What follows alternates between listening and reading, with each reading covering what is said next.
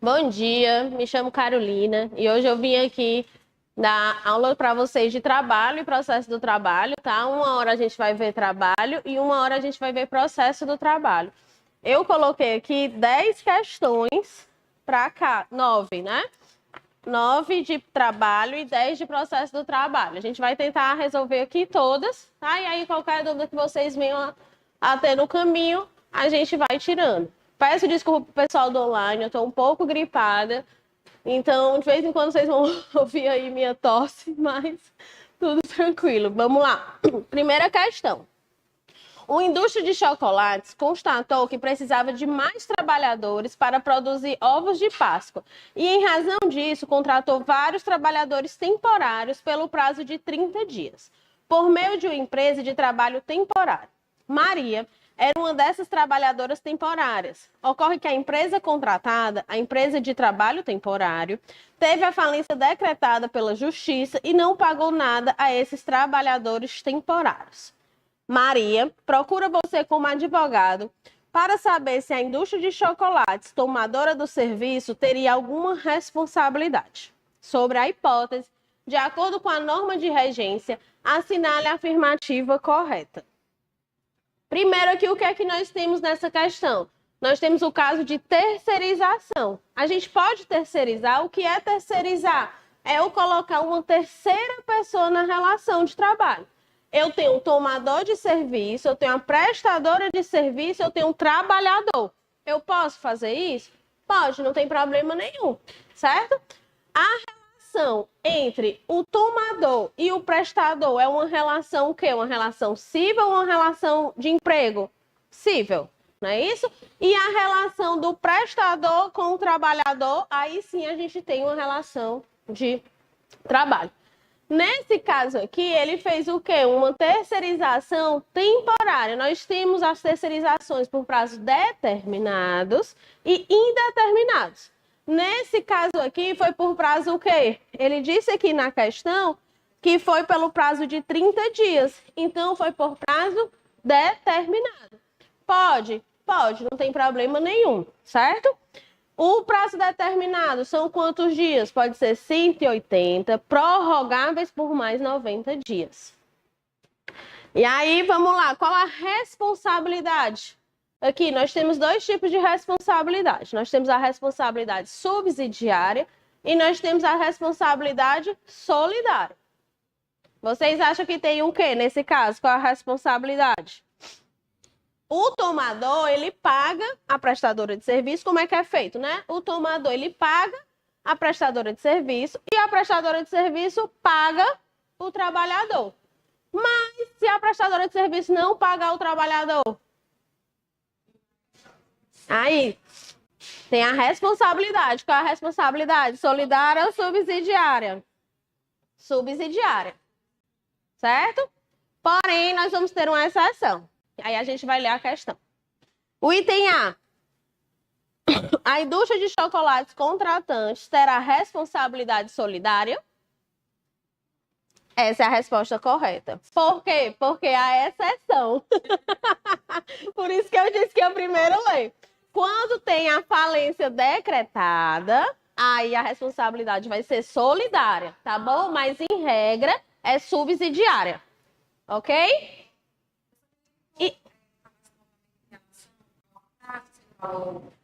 Determinado, pode ser 180 dias, prorrogáveis por mais 90 dias, certo? Mas isso por prazo determinado, que não é a lei 6074, tá bom? Professor, responsabilidade subsidiária, com exceção, se for decretada a falência, é solidária, tá bom? E aqui a gente não está falando de administração pública, que é lá da súmula 331. A administração pública, ela pode terceirizar? Pode terceirizar. Ela tem responsabilidade? Não, não tem. Só se não houver fiscalização, ela tem responsabilidade subsidiária, ok? Então, primeira questão, letra A. Eu não vou ler os itens errados, já que essa é a primeira, para a gente não perder tempo e conseguir fazer as 9 questões, tá bom? A empresa pública, ela não tem responsabilidade, via de regra, só se não fiscalizar, tá bom? Vamos lá. Segunda questão. Reinaldo trabalha em uma empresa cujo regulamento interno prevê que o empregador pagará a conta de telefone celular do empregado até o limite de R$ 150 mensais. Posteriormente, havendo crise no setor em que a empresa atua, o regulamento interno foi expressamente alterado para constar que, dali em diante, a empresa arcará com a conta dos celulares dos empregados até o limite de R$ 50 mensais. De acordo com o entendimento consolidado do TST, assinale a afirmativa correta. Aqui nós estamos diante de um caso de quê? De alteração contratual. O regulamento da empresa, ela autorizava um desconto de R$ 150 e depois ele fez o quê? Colocou para R$ 50. Essa alteração contratual, ela é permitida? Pode, sem problema nenhum. Porém, a gente tem que ter dois requisitos. A anuência das partes, as partes têm que concordar e não tem um prejuízo financeiro. Aí tudo bem, a gente pode alterar o contrato. Ok? Até aqui? Aí vamos lá ler. O item A. O regulamento interno é ato unilateral de vontade do empregador, que poderá modificá-lo a qualquer momento, daí porque não há direito adquirido e a nova condição alcança Reinaldo. B. A alteração somente é válida para aqueles que forem admitidos anteriormente à mudança e não prevalece para os que forem contratados após a mudança. C. A alteração é válida, mas só alcança aqueles admitidos posteriormente à mudança, não podendo, então, alcançar a situação de Reinaldo. Correto, né? Por quê? Porque a gente teve a anuência das partes, não tem prejuízo. Então, nesse caso, o Reinaldo ia ser prejudicado, né? Então, não pode para o Reinaldo continuar lá. Então, segunda questão, item C. Terceira questão. Deixa eu mudar aqui. Você, como advogado, trabalha no setor de recursos humanos de uma grande empresa multinacional. Como o gerente do setor está de férias e é ele, na condição de gerente, que defere ou indefere as licenças reivindicadas pelos funcionários, a secretária do setor agora lhe indagou sobre as solicitações de 4 funcionários. O primeiro está com o contrato suspenso por doença, em gozo de benefício previdenciário de auxílio-doença comum e requer pagamento de salário. O segundo requereu o abono de um dia de trabalho em razão de doação de sangue. O terceiro formulou requerimento de dispensa para ser ouvido como testemunha na Justiça do Trabalho, em audiência presencial. E o quarto e último aduziu que o primo faleceu e requereu a dispensa do trabalho. Sobre as solicitações, considerando o teor da legislação trabalhista em vigor, assinale a afirmativa correta. Toda. Tem o material ali, tá? Com o JP. Aqui nós estamos diante de quê? Ele tem 4 funcionários que eles estão querendo a licença, né? Ou seja, o afastamento continua recebendo. Aí vamos lá para as opções. Pode? Pode passar. Pode? Ele aparecer isso? A CLT, ela prevê os casos que você pode se afastar, né, que são chamadas, por exemplo, as faltas justificadas, né, sem prejuízo do salário. Então, se teve a morte do ascendente, descendente, do seu irmão, você tem direito a falta, 2 dias, sem prejuízo do seu salário. Se você doou sangue, você tem direito a um dia, né, ausente em 12 meses pela questão da doação de sangue, certo? Se você casou, 3 dias. Nascimento do filho, 5 dias. Tá? Então, vamos lá. O item A. Na hipótese de falecimento do primo, sendo parente do funcionário, a dispensa ao trabalho é devida por 1 dia. É só ascendente, descendente, irmão, primo, não. B. Em caso de doação de sangue voluntário, devidamente comprovada, o empregado tem direito a 1 dia de licença remunerada a cada 12 meses? Resposta correta. Vamos lá. Quarta questão. Jorge era caixa bancário.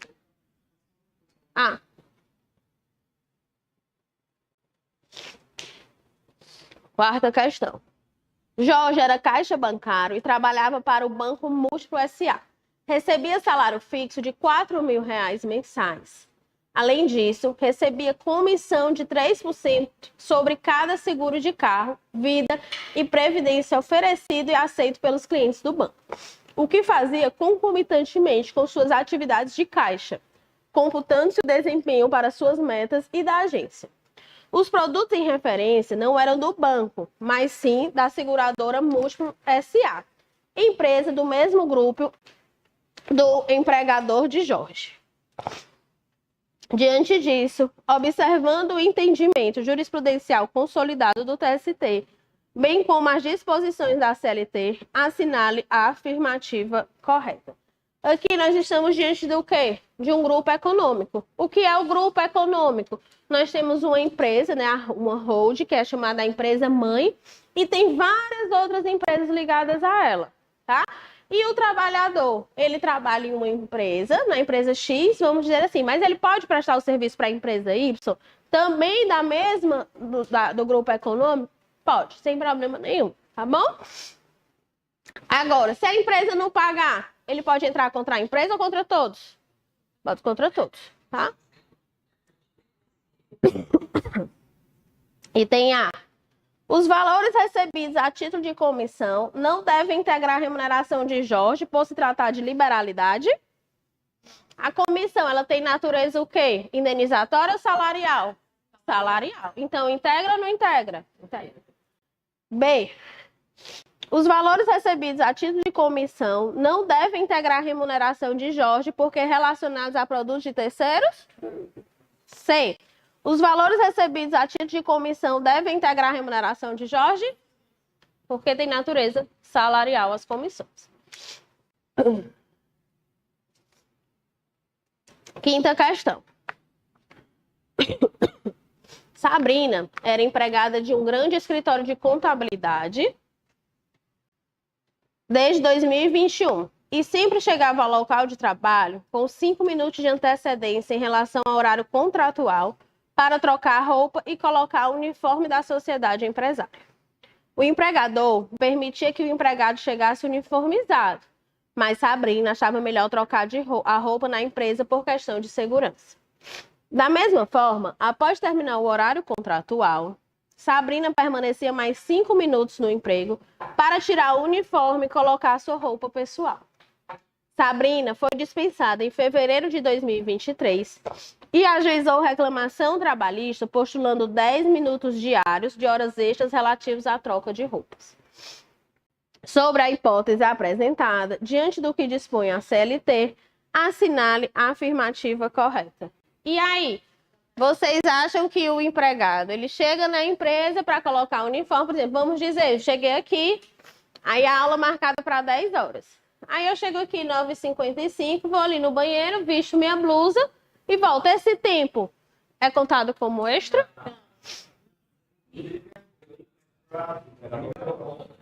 Pronto, exatamente. Então, nesse caso aqui, não vai ser contabilizado.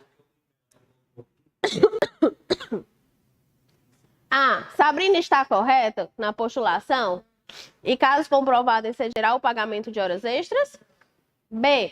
A sociedade empresária deverá pagar metade do período como extra, uma vez que o excesso era de 10 minutos diários e o objetivo era a troca do uniforme? C. Sabrina terá direito ao pagamento dos 10 minutos diários, mas não no adicional de 50%? E C. Sabrina está errada, pois esse período não será descontado nem computado como jornada extraordinária. É o item correto, isso é letra da súmula 366 do TST. 66. Vou ver aqui uma linha. 366.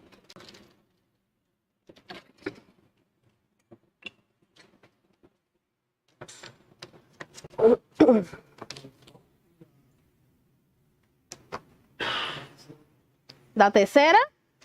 A terceira item B. B de bola. Sexta questão. Maria foi contratada pela empresa Bolos S.A. para exercer a função de copeira, cumprindo jornada de trabalho de segunda a sexta, de 13 às 17 horas. Oi? A quinta é o item D. De segunda a sexta, de 3 às 17, sem intervalo alimentar. Decorridos 2 anos do início do pacto contratual, foi a empregada dispensada, recebendo as parcelas da ruptura. Contudo, inconformada, porque jamais lhe foi permitido usufruir de intervalo para descanso e alimentação, Maria ajuiza a reclamação trabalhista postulando o pagamento do período correspondente ao intervalo alimentar não concedido. Diante da hipótese relatada, assinale a afirmativa correta. Vamos lá. Intervalo. Nós temos 2 tipos de intervalo. Nós temos o intervalo interjornada e o intervalo intrajornada. O intervalo interjornada é entre um dia e outro. Entre um dia e outro, a gente tem que ter quantas horas de intervalo? 11 horas. Tá aqui, ok?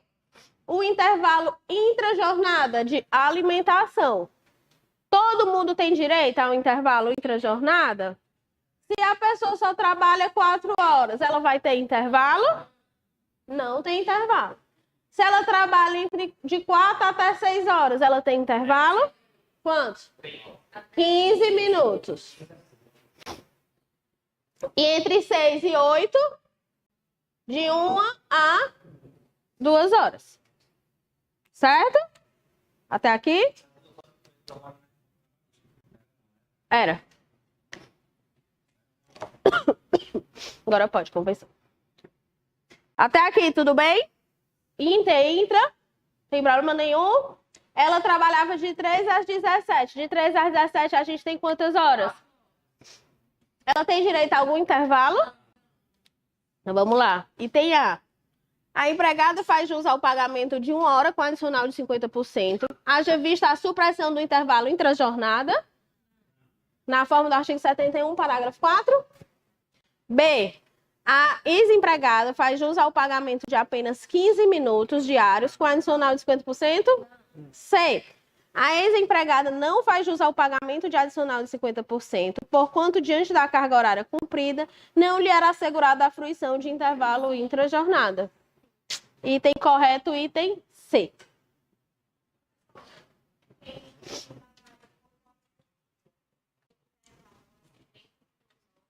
Pode. Pode ser de 1 hora.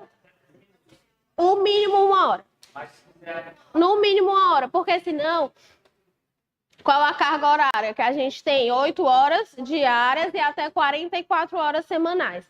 Se ela trabalha mais de 8 horas, ela vai ter hora extra?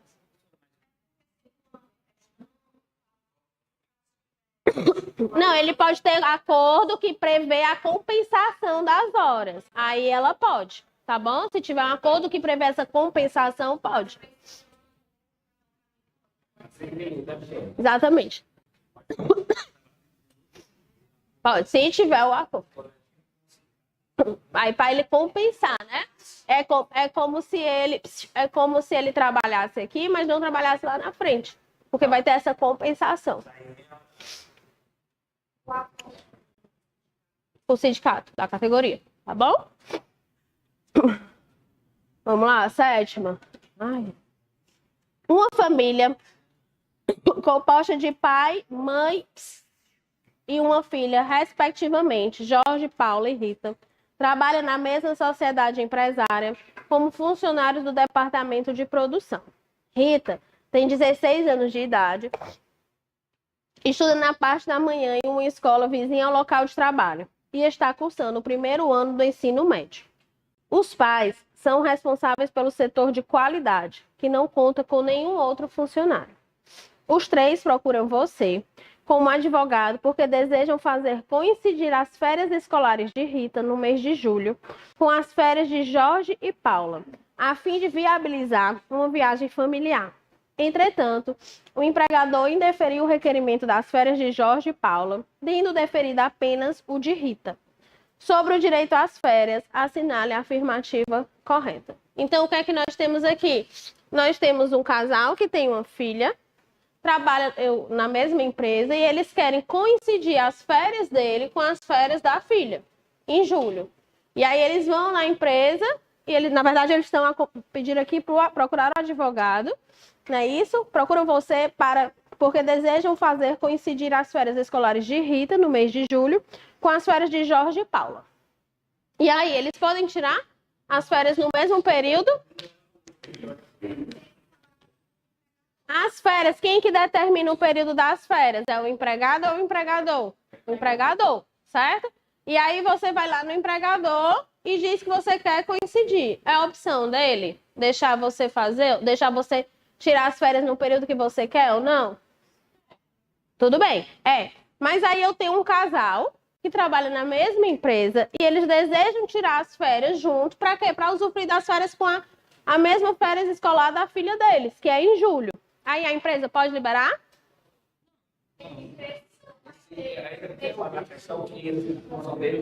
E a função deles tem alguém para ir? Não tem ninguém, né? Vamos lá. Item A. Cabe o ajuizamento da reclamação trabalhista, requerendo que o juiz marque as férias dos 3 membros da mesma família, pois Rita tem direito às férias no período escolar e deverá ser acompanhada pelos pais. B. Cabe aos empregados a designação do período de férias, inexistindo direito ao empregador de indeferi-las. C. Os 3 poderão gozar de férias juntos, mas Rita não tem direito de requerer férias concomitantemente com o período de férias escolares. E D. Rita tem direito a fazer coincidir suas férias no emprego com as férias escolares, e seus pais terão direito a gozar das férias no mesmo período, desde que isso não resulte prejuízo para o serviço, causa do indeferimento pelo empregador. É o item correto. Eles poderiam tirar as férias juntos? Poderiam, mas não podia ter prejuízo para a empresa. Como nesse caso, a questão ela deixa claro que os pais são responsáveis pelo setor de qualidade, que não conta com nenhum outro advogado. Então, com nenhum outro funcionário, desculpa. Então, se eu vou tirar os 2, a empresa vai ter prejuízo? Com certeza, né? Então, é a D. 7ª questão, item D. Vamos lá. 8ª. Em determinada sociedade empresária, trabalham, entre outras, as seguintes pessoas. Vou escrever aqui, porque normalmente eu gosto de separar. O José é o quê? Trabalhador. Recebe salário por produção. A Vanilda trabalha externamente, ela é externa, sem que o empregador consiga controlar o seu trabalho. Essa situação foi anotada na CTPS dela e na ficha de registro de empregados. E nós temos a Regina, que exerce a função de gerente, comanda um grupo de 45 pessoas, é dispensada da marcação de ponto, ela recebe o salário de R$8.000, acrescido de uma gratificação de função no valor de R$4.000. De acordo com o CLT, em relação ao direito às horas extras, assinale a afirmativa correta. Vamos lá. Nós temos um teletrabalhador, nós temos uma trabalhadora externa, que essa condição ela é anotada na CTPS dela e na ficha de registro, e nós temos a Regina, que ela é gerente, recebe R$8.000 e tem uma gratificação de função, que essa gratificação de função aqui corresponde o quê? 50% do salário dela. Certo? Aí ele quer saber o quê? De acordo com a CLT, em relação ao direito às horas extras, assinale a afirmativa correta. Vocês acham que eles têm direito à hora extra? O teletrabalhador, ele está lá na casa dele, ele faz a jornada dele como ele quer. O empregador, ele tem como controlar essa jornada aqui? Não tem. Então, o teletrabalhador não tem direito à hora extra, certo? A Vanilda, ela é externa. Essa condição, ela é anotada na CTPS dela e na ficha de registro. Ela tem direito à hora extra? E a Regina? A Regina é gerente, ela tem o salário dela é 8 mil e a gratificação de função dela corresponde a 50% do salário dela. Ela tem direito a hora extra? Eles estão excluídos da jornada, que é lá no artigo 62 da CLT.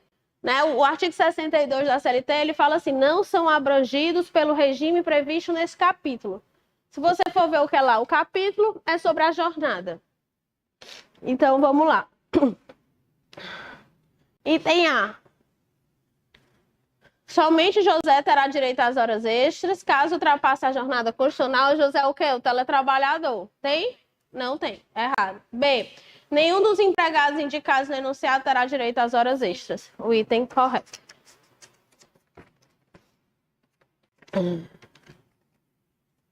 Vanildo e Regina terão direito às horas extras. Errado. José e Regina terão direito às horas extras caso ultrapasse a jornada constitucional. Errado. Nona questão.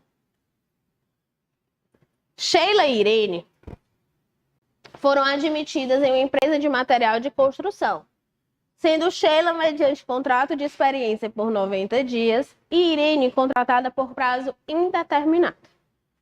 Ocorre que 60 dias após o início do trabalho, o empregador resolveu dispensar ambas as empregadas, porque elas não mostraram o perfil esperado, dispondo-se a pagar todas as indenizações e multas previstas em lei para extinguir os contratos. No momento da comunicação do desligamento, ambas as empregadas informaram que estavam grávidas com 1 mês de gestação, mostrando os respectivos laudos de ultrassonografia. Considerando a situação de fato, a previsão legal e o entendimento consolidado do TST, assinale a afirmativa correta. E aí, nós temos duas funcionárias que elas foram contratadas por quê? Mediante contrato de experiência de 90 dias e Irene foi contratada por prazo indeterminado. E aí, com 1 mês, o empregador viu que elas não estavam dando para o setor e resolveu dispensá-las. E aí as duas falaram que estavam grávidas com 1 mês de gestação e mostraram o exame. Elas são estáveis? As duas. Elas podem ser dispensadas? A gravidez, quando é que gera a estabilidade dela? A concepção, né, até 5 meses após o parto. Então, vamos lá. Item A. As duas empregadas poderão ser dispensadas? B. Somente a Sheila. A Sheila é o quê? Contrato de experiência. Poderá ser desligada porque o seu contrato é a termo? Sheila...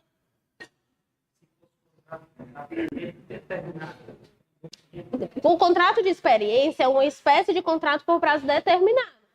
Porque 90 dias, você sabe que 90 dias acabou. Tanto é que os contratos por prazo determinados não têm um aviso prévio. O que é o aviso prévio? Você avisar a outra parte que o seu contrato vai acabar. Se você é contratada por prazo determinado, você já sabe que quando chegar naquela data, o seu contrato acabou. Então, eu não preciso lhe avisar que acabou. O contrato de experiência é um contrato por prazo determinado e ela tem estabilidade. Oi? O contrato de experiência, sim, que é o artigo 445, pode ser prorrogado, tá bom? Se chegar aos 90 dias eu não falar nada, prorroga. Chegou os outros 90, não falei nada, ele transforma por contrato por prazo indeterminado, tá bom? Isso. Esse contrato de experiência. Vixe, agora deu uma... Ai.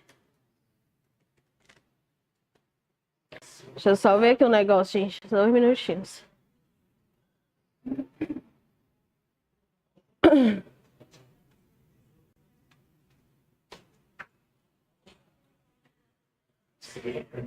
Ó, só um minuto, como é teu nome?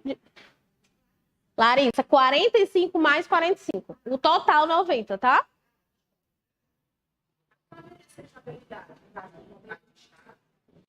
O contrato de estágio, não. Não, é porque o contrato O contrato de estágio, a gente não tem relação de emprego. Tá bom? Não tem. Aí é a lei do estágio. Tá bom? Vamos lá. Item C, Sheila e Irene não poderão ser desligadas em virtude da sua gravidez, que é o item correto. E D, apenas Irene poderá ser desligada desde que haja autorização judicial. Não.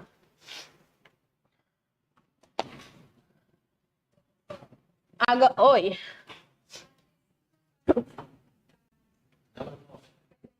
Não, 45 mais 45. Contrato por prazo de experiência.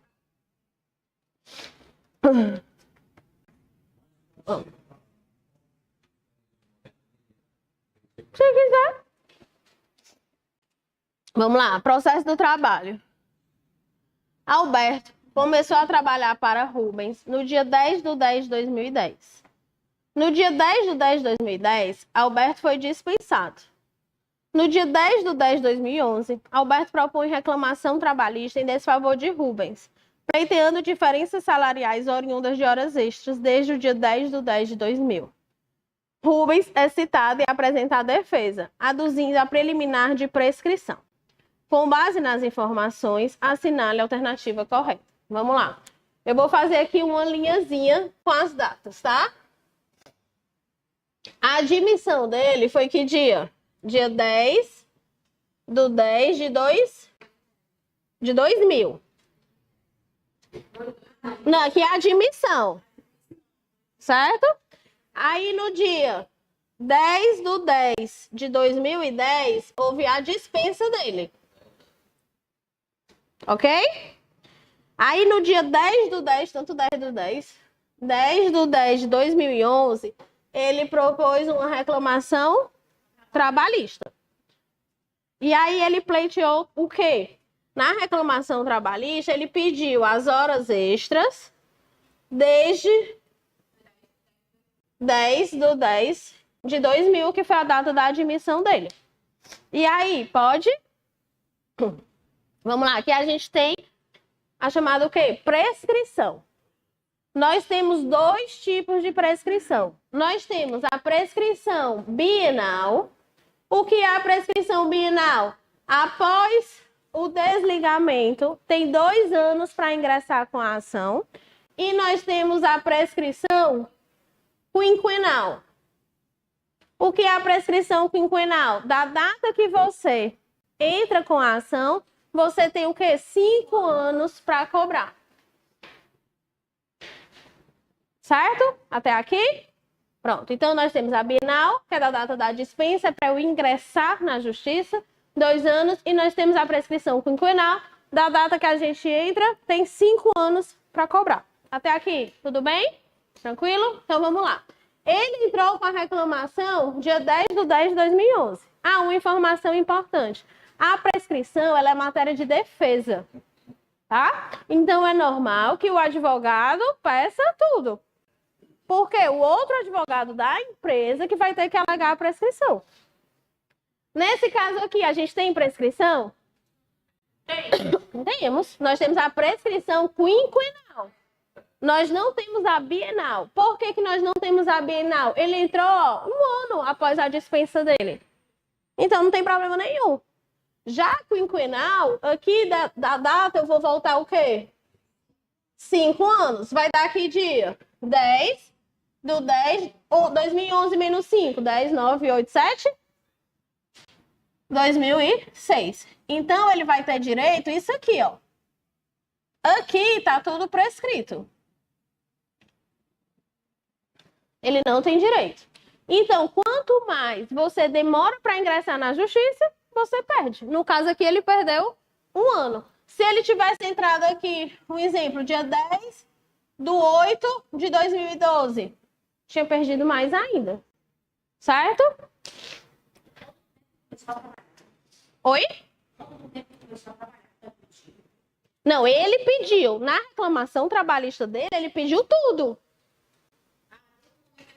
Isso, ele pediu tudo. Aí, como a prescrição é matéria de defesa, o advogado foi lá na defesa e arguiu o quê? Não, tá prescrito, ele não pode pedir tudo. Ele só pode pedir até aqui, da data daqui, 10/10/2006, até 10/10/2010, ele tem direito, se for dada a hora extra, certo? Daqui pra cá, tá prescrito. Ele não tem direito a nada, prescreveu.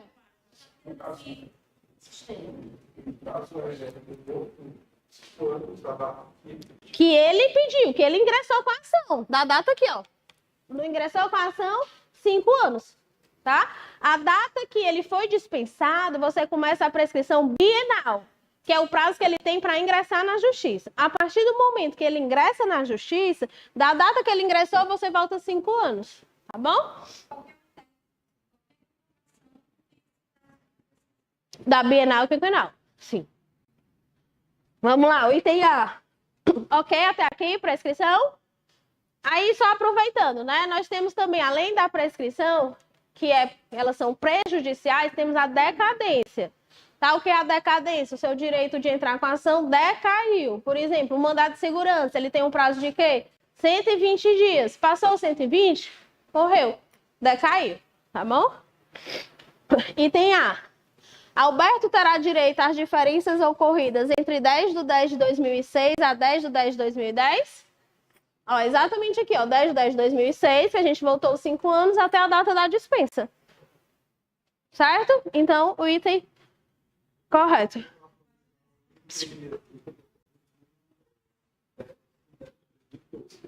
Para entrar, para ingressar com a ação, sim, porque é exatamente os 2 anos, que seria a bienal. Não. Caso, aí assim, ó, boa pergunta. Nós temos a bienal e nós temos a quinquenal, certo? Se ele não respeitou o prazo da bienal, ele entrou. Aí você, quando for alegar, você diz assim, só vou alegar a bienal. Porque passou, então vou alegar só a bienal, porque o juiz vai extinguir o feito. Mas não é interessante. Por quê? Porque às vezes tem causas que os prazos são suspensos. Por exemplo, nós tivemos muito disso na pandemia. Na pandemia ficou suspenso quase 4 ou 5 meses os prazos. Então você se confiando nos 2 anos, não dava. E você nunca sabe o que vem da cabeça do juiz. Então sempre você pode alegar as duas, não tem problema nenhum. Oi? Certo? Ia perguntar alguma coisa? Não? Vamos lá. Segunda questão. Determinado trabalhador ajuizou reclamação trabalhista, mas deixou de comparecer à audiência designada injustificadamente, tendo o processo sido arquivado. Seu advogado solicitou o desentranhamento dos documentos e, após 3 meses, ingressou com nova ação. Novamente, deixou o reclamante de comparecer à audiência, sem motivo justificado, tendo o processo sido novamente arquivado. Seu advogado, de igual forma, requereu o desentranhamento dos documentos. Caso queira ajuizar uma nova ação, o trabalhador. E aí, nesse caso, o que foi que aconteceu? Ele ingressou com a ação, e aí, na data que ele tinha para ir para a audiência, bem aqui marcou a audiência, foi que aconteceu? Ele não foi. Faltou. Aí o processo foi o quê? Arquivado. Aí foi o que aconteceu depois? Ele entrou o quê? Com nova RT. Aconteceu a audiência e ele novamente não foi. Agora ele quer entrar com a terceira reclamação trabalhista. Ele pode? De forma imediata, não. Ele tem que aguardar 6 meses. Por que que ele tem que aguardar 6 meses? Nós estamos diante aqui do caso de perempção. O que é a perempção? A perempção é uma preliminar que a gente tem lá no artigo 337 do Código de Processo Civil. O que é a perempção? É a perda do direito de ação pelo prazo de 6 meses. Nós temos 2 casos de perempção. O primeiro é o do 731. O do 731 basta uma vez. Vou já explicar qual é o 731 e o 732. E o 732, 2 vezes. O 731, o processo do trabalho, nós temos o jus postulante. O que é o jus postulante? A pessoa pode ir diretamente na justiça e fazer a reclamação dela, sem advogado nenhum. Então, ela chega lá no fórum, aqui, né, na Outra Nunes, ela fala assim, olha, eu quero fazer uma reclamação. Ó, você vai ali naquele setor. Aí ele diz, ó, não, é porque eu trabalhava na empresa X, eu trabalhava de tal hora a tal hora, eu não tinha intervalo, eu trabalhava com um agente insalubre, enfim, ele faz a reclamação dele. E aí vão marcar para reduzir a termo. Marca o prazo de 5 dias. Passou esses 5 dias, ele não compareceu, perempção. Basta uma vez. Certo? Oi?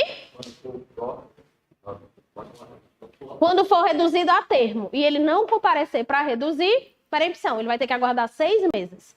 Certo? E o segundo caso é exatamente esse da questão. Ele falta as audiências 2 vezes. E aí, para ingressar com nova ação, ele vai ter que aguardar o prazo de 6 meses.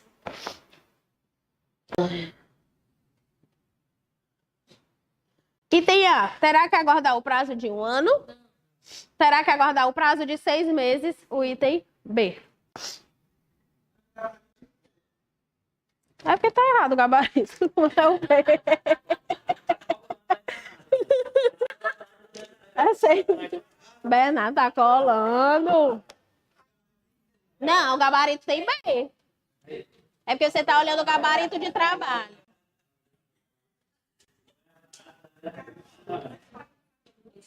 Paga. Hoje, com a reforma trabalhista, o juiz, se estipular a multa, se estipular as custas, ele paga, tá? Vamos, já que a gente falou de custos, acho que tem uma questão de custos, mas eu vou logo explicar aqui, certo? As custas processuais. É a próxima? Ah, então pronto. Vamos lá para a próxima, aí eu explico as custas. Terceira questão. Em sede de reclamação trabalhista. A segunda é o item B. Já separar os dois. Terceira, vamos, Bernardo, vamos lá. Terceira, hein? Em sede de reclamação trabalhista, na qual você advoga para o empregado, foi celebrado acordo entre as partes, ainda na fase de conhecimento, antes da prolação da sentença. Na petição de lavra conjunta entre os advogados das partes, nada constatou... Peraí. Das partes, nada constou acerca das custas processuais. Seu cliente é beneficiário da gratuidade de justiça, conforme decisão constante no processo desde o início. Sobre as custas processuais, considerando o silêncio das partes e havendo acordo, segundo o texto da CLT, assinale a afirmativa correta. Pronto, vamos lá. As custas. Eu vou explicar aqui de uma forma geral, que quando a gente chegar lá nos recursos também facilita para vocês, tá? Um dos pressupostos recursais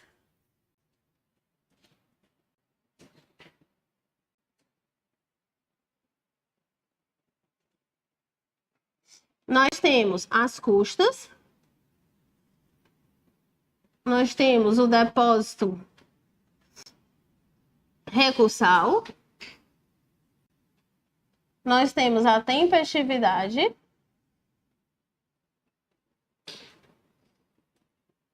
e nós temos a regular... Vou botar aqui o mandato.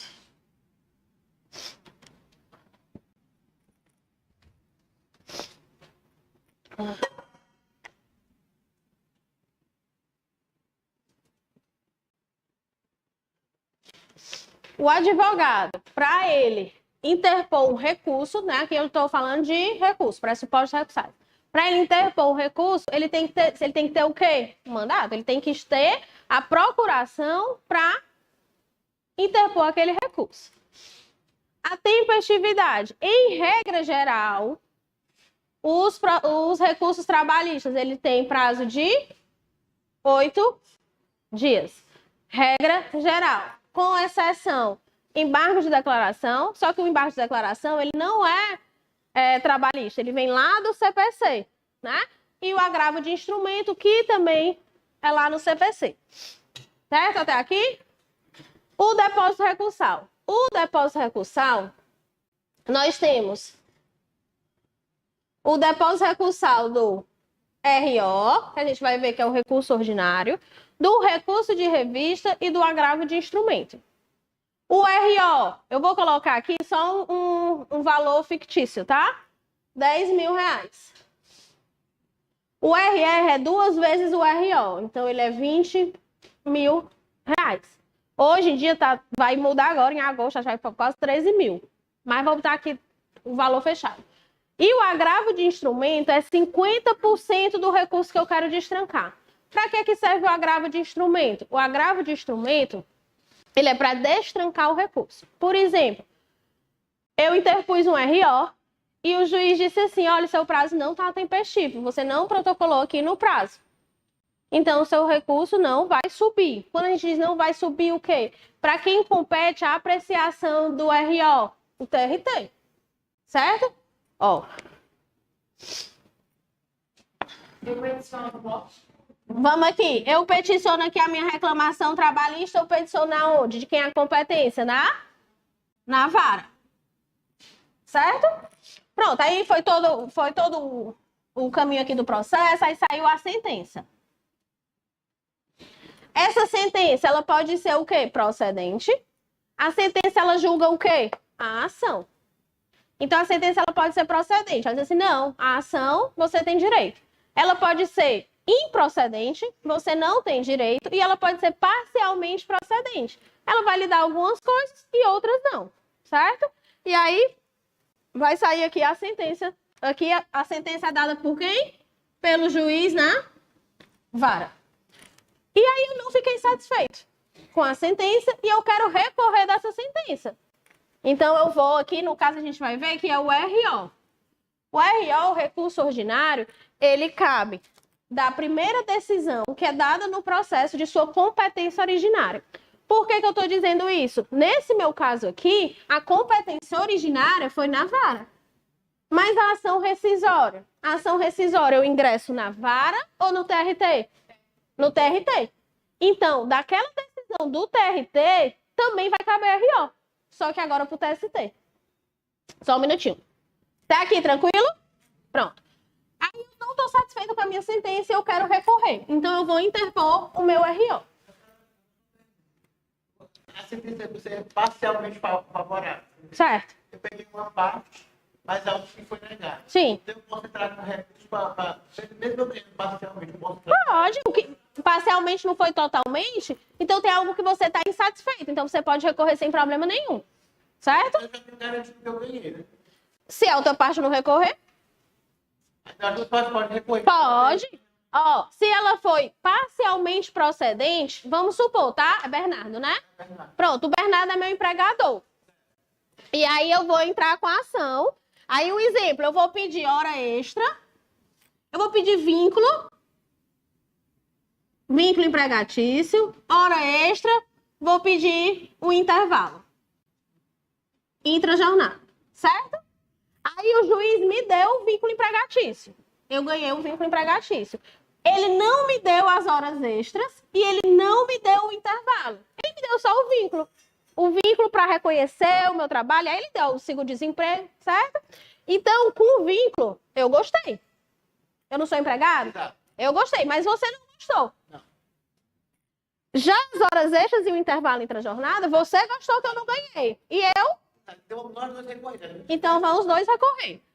Ele, a empresa, né? No caso aqui, o Bernardo, ele vai interpor o RO, recorrendo do vínculo, e eu, a Carol, posso interpor o RO aqui para recorrer das horas extras. Tem problema nenhum.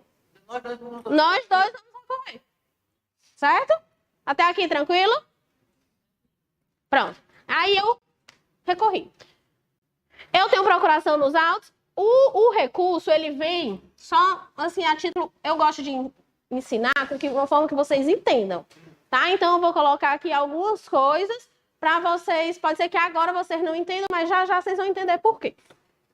Eu vou ter a folha de rosto e eu vou ter as razões. Certo?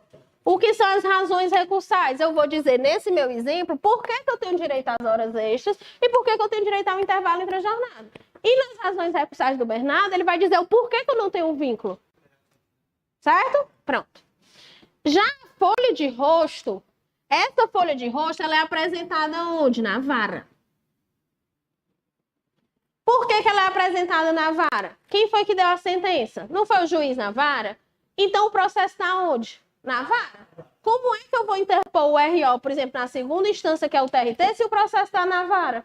O processo ele precisa subir. Então, eu apresento o meu RO, a minha folha de rosto vai para o juiz que prolatou a sentença. No caso, o juiz da vara. Os dois, RO. Os dois ROs.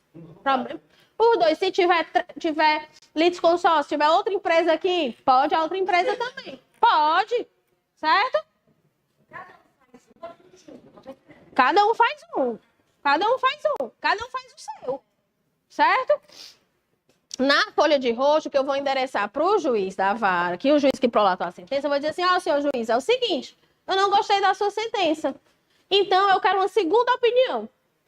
Eu quero que o processo suba, porque ele vai subir para onde?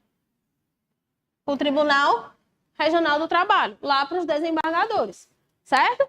Aí, a folha de rosto vai ser apresentada no juiz e ele vai dar admissibilidade ao recurso, mandando subir as razões para o TRT. Tanto que as minhas razões, elas são endereçadas para o TRT. Tá aqui, tudo bem? As razões, nesse meu caso aqui, é isso aqui, ó. Por exemplo, o Bernardo, se ele quiser discutir o vínculo, ele recorre às razões dele, é o vínculo empregatício. Se eu que vou recorrer, as minhas razões é o meu direito à hora extra e o meu direito ao intervalo entre a jornada.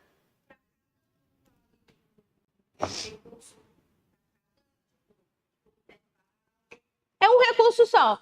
Eu recorro um só. E ele recorre um só. Eu alego tudo. Se aqui tivesse várias coisas, eu alegava várias coisas, tudo. Respondi a tua pergunta? Não. A folha de rosto eu vou endereçar para o juiz e vou dizer assim, ó, senhor juiz, eu não gostei da sua decisão e eu quero recorrer. Eu tenho procuração nos autos, o meu recurso ele está tempestivo, eu apresentei no prazo correto, eu depositei o valor do depósito recursal e as custas processuais também paguei. Por favor, assim, né, em outras palavras, por favor, encaminhe, não é aprecie não, porque não é ele que vai apreciar. Por que que não é ele? Ele já deu a sentença dele. Se ele já deu a sentença dele, eu já sei. Então não faz sentido se fosse para ele, entendeu? Eu vou dizer assim, por favor, encaminhe para o TRT, porque eu quero ouvir o que é que os desembargadores têm a falar sobre isso. Entendeu? Até aqui. Tranquilo? Não.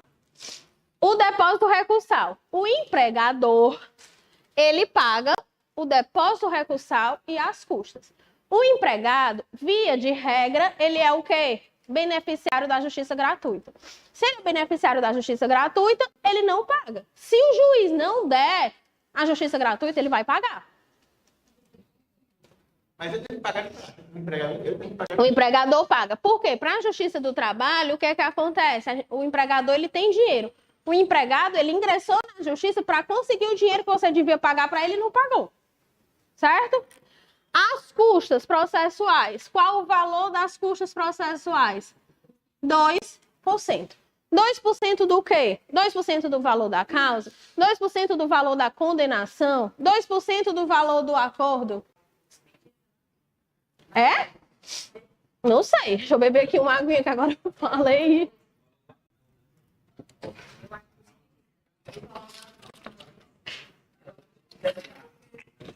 Vocês estão com a CLT aí?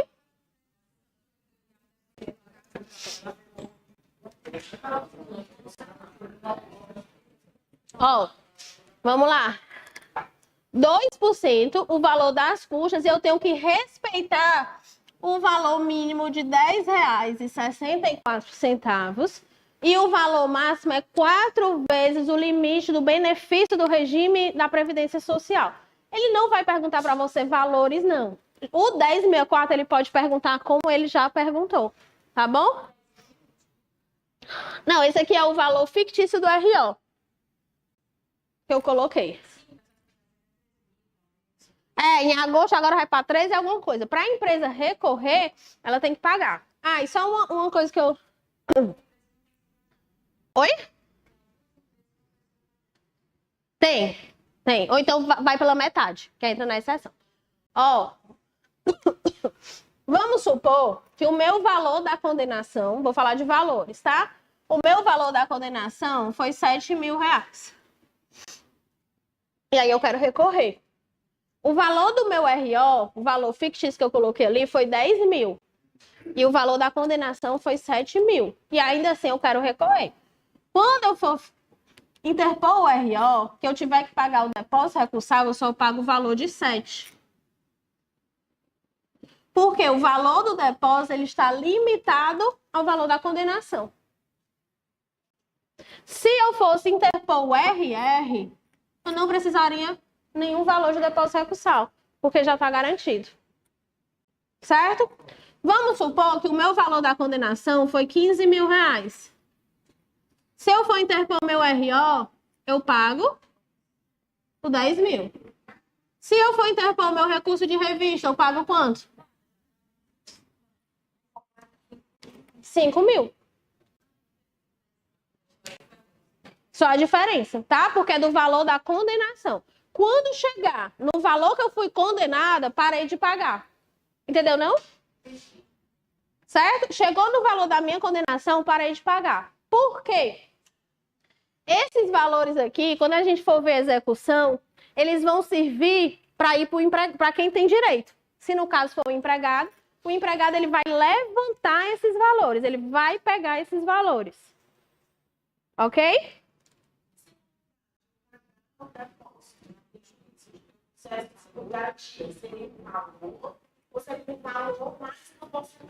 O valor, aí você vê no seguro garantia. Normalmente, por exemplo, lá eu advogo para banco.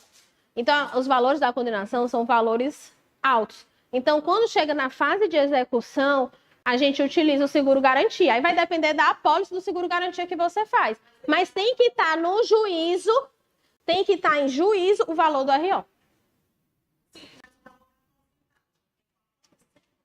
Com a seguradora, não tem nada a ver com...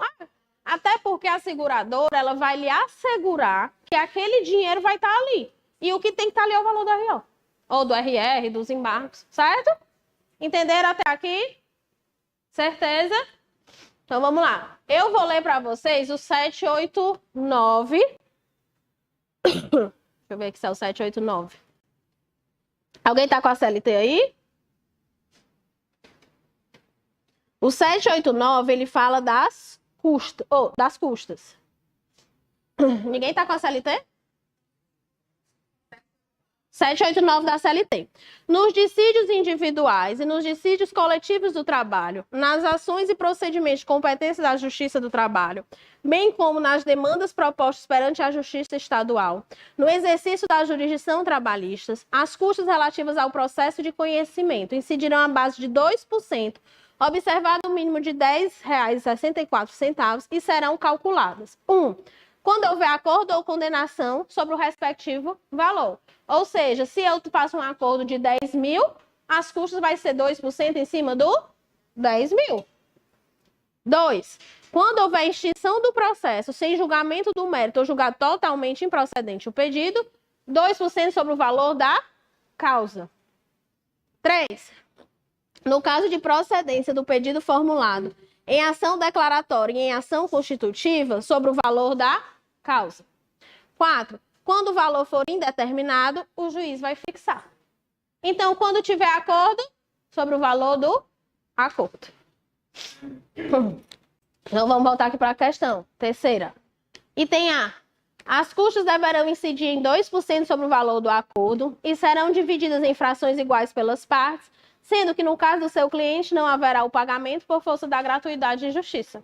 Certo. Item correto.